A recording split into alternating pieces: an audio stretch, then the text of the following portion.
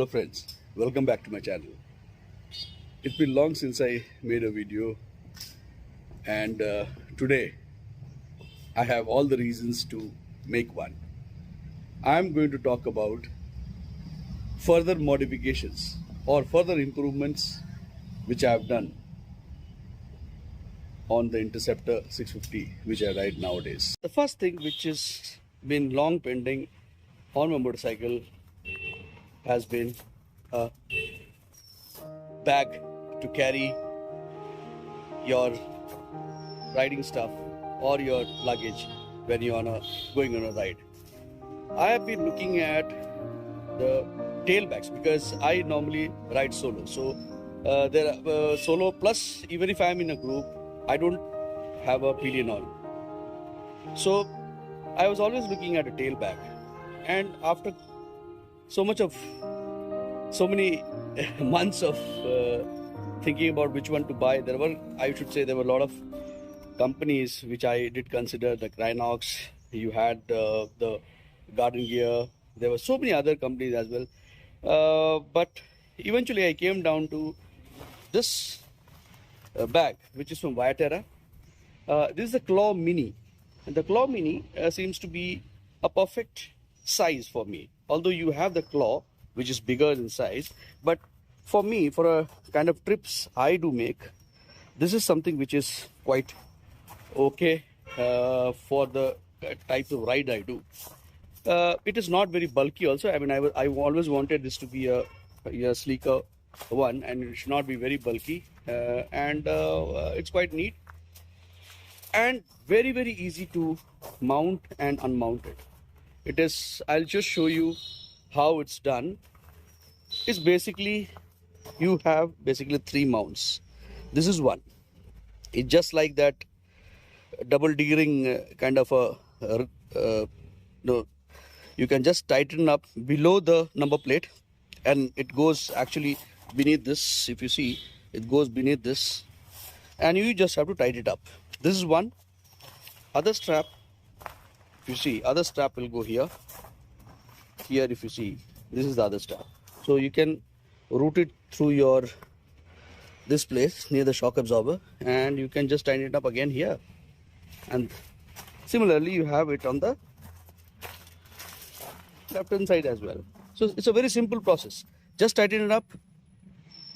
Use this loop here, just like a double D-ring helmet. You just have to pull it up, tie it up, and that's you ready to go. This bag comes with a top rail liner, also with a belt, that carry when you are through with your ride. You can just take this bag. On the shoulder strap is also there with the bag. It's given with the bag. So that is all about the bag. It looks neat, and I've just bought it, and I think this will be used properly once I take it for a ride, which there are plans, but only thing is, because of the pandemic and the corona infections, the travel is being postponed quite some time now. Nevertheless, I'm expecting it to materialize pretty soon.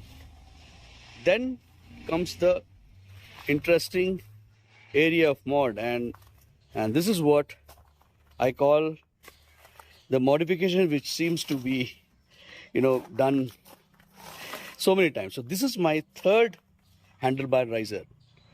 Now this is from Carbon Racing. This is a 2-inch riser. It's a 2-inch riser. I started off with a riser from SGT Customs. It was a 1-inch riser, which is normally available.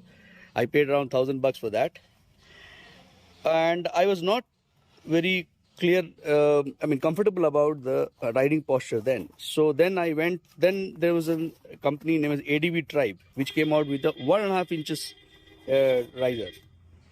I have done a video on the mods handlebar risers earlier, so you can check out my video. That was from ADV Tribe, and ADV Tribe did, it was a good one. It was 1.5 inch, but still I thought you can, still that comfort which I wanted, I was not getting. So then came this Carbon Racing, and Carbon Racing, the owner happens to be in our RE 650 group.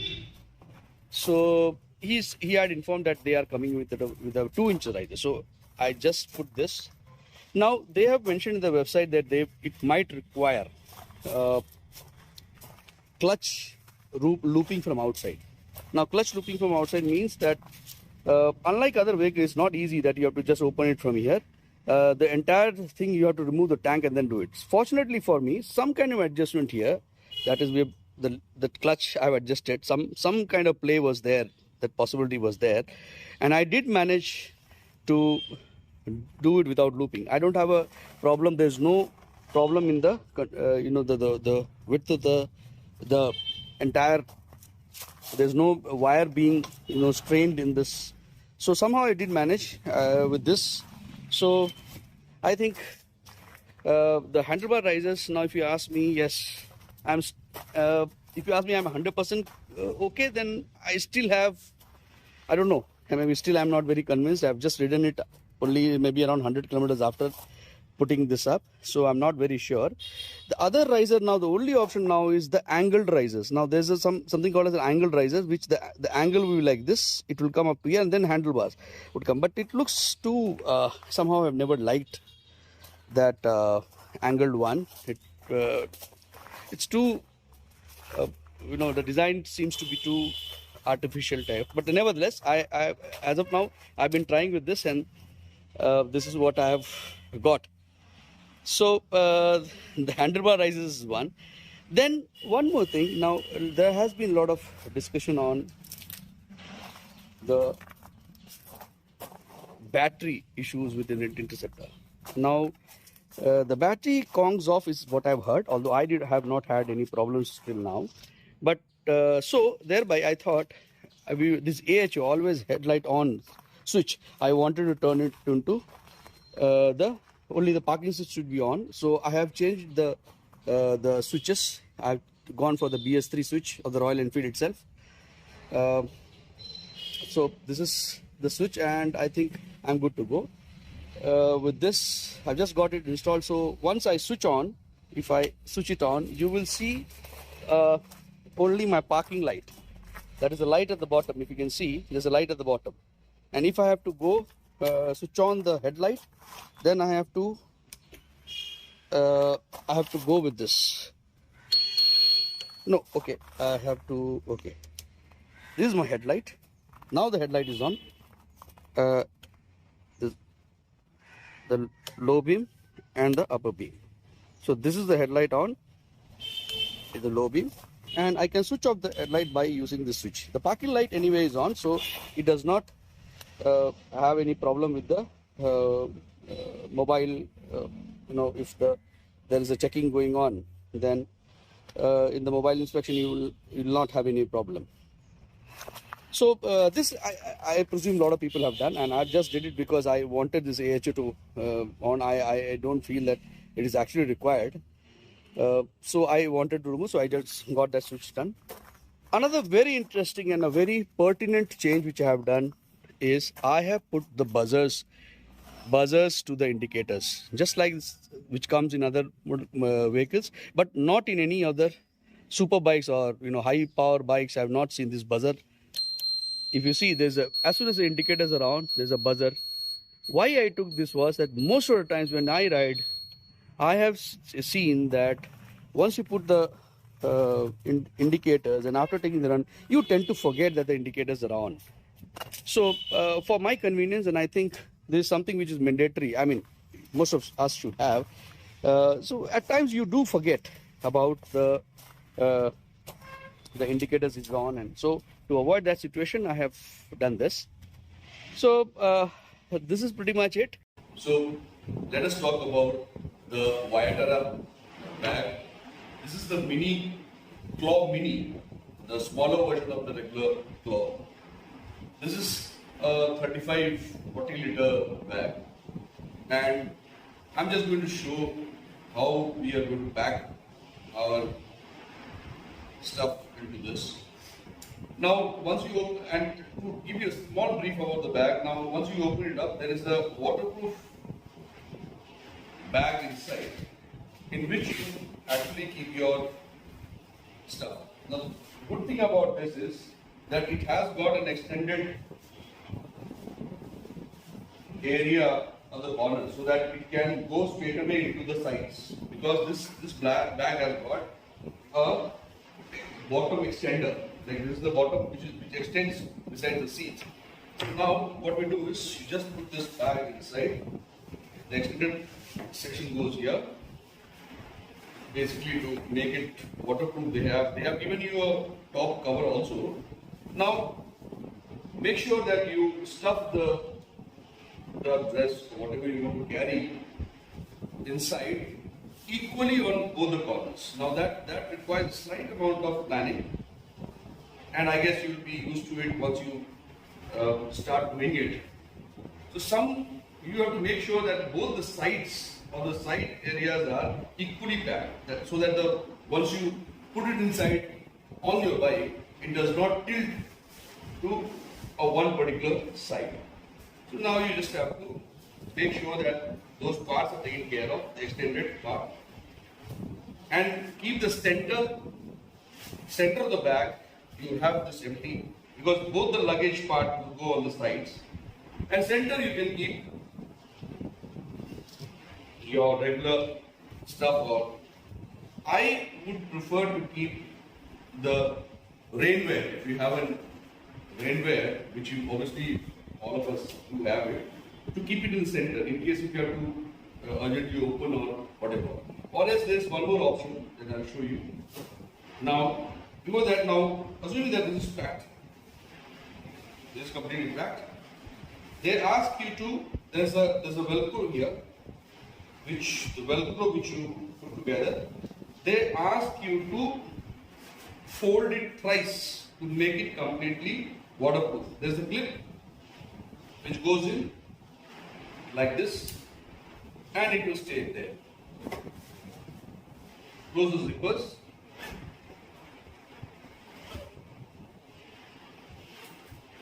You have this size. Then you've got side pockets where you can keep your. Essentially, I would prefer keeping the chain tube and stuff like those. And maybe somebody wants to carry a water bottle or even a small petrol can, you can keep, because it's quite big, and you can always clip it up. The Vyattara Pro Mini is a very compact, but essentially it can carry enough of luggage what you want to take with you. Now, there is a strap like this. So the beauty of this strap is that you can carry. Now, assuming that I want to carry the rain wear on the top, I can always put this strap, clip it up, so that if it's rained suddenly, then I can, I can take it out without opening the bag. I can take it out. This is the one way of looking at it, and then you have the rain liner, outer rain liner, which is given with the bag itself. Now this rain liner is of very good quality. Unlike a couple of tail bags which I have seen, the liners are thin, so it might not really protect. But in this case, this is quite a good quality. You just have to stretch the elastic, the packing all across. Let me show you like this. Pull it down.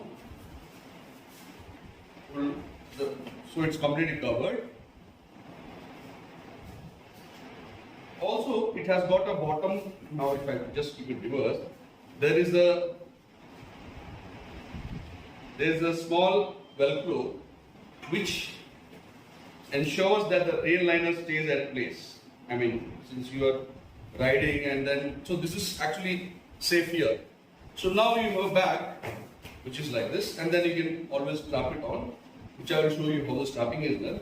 So this is a Vyattara bag, Pro Mini, small compact bag, and it's quite good for say 5 to 6 days of tour. I think it will take most of your luggage.